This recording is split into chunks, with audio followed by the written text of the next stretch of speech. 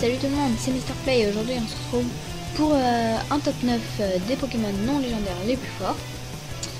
Donc on attaque tout de suite avec un Pokémon de type électrique.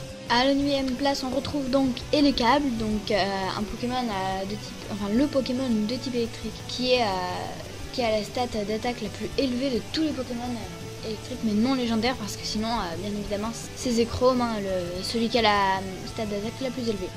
À la 8ème place on retrouve donc Léviator, qui est un Pokémon de type eau et vol. Donc normalement les Pokémon de type eau craignent le type électrique, mais Léviator lui peut apprendre Cage Éclair, Tonnerre et Fatal Foudre. Donc voilà une petite incohérence d'un Pokémon. Milobellus il est semblable à Léviator, donc parce qu'il possède les mêmes stats réparties de manière différente. Donc par exemple 125 en attaque pour Léviator et 125 en défense spéciale pour Milobellus.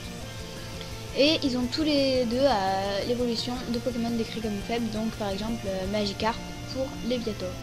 À la 7ème place on retrouve Junko, donc qui est un Pokémon très beau de type plante. Son nom il fait référence à un arbre, donc le Ginkgo, qui est assez connu comme arbre. Et c'est l'arbre le plus vieux connu à ce jour, donc d'origine asiatique. Et sa queue, d'ailleurs, un petit clin d'œil à cet arbre.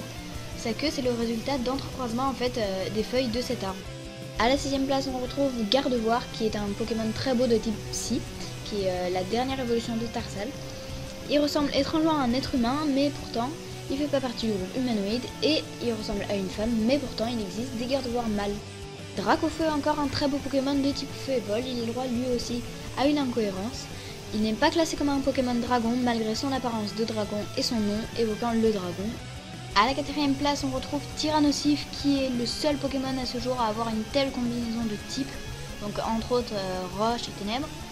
Et ils partagent la même désignation d'espèce que Donphan, car ils sont tous les deux connus sous l'espèce du nom de Pokémon Arme.